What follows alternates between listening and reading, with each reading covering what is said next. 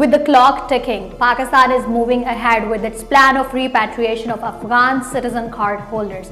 But how is this process unfolding? Pakistan's Interior Minister Mohsin Naqvi chaired a high-level meeting to review the repatriation of Afghan citizen card holders. Officials confirmed that all arrangements under the Illegal Foreigners Repatriation Program are in place, including the mapping of the individuals' door-to-door awareness campaigns and holding centers with food and medical facilities. Naqvi assured that the federal government is fully supporting the provinces in implementing the process. A special committee has been formed on the advice of Khyber Pakhtunkhwa's Chief Minister, while Minister of State for Interior Talal Chaudhary will visit the provinces to resolve any issues. The minister further emphasized that repatriation must be carried out with dignity and respect. With the preparations finalized, Pakistan remains firm on its deadline.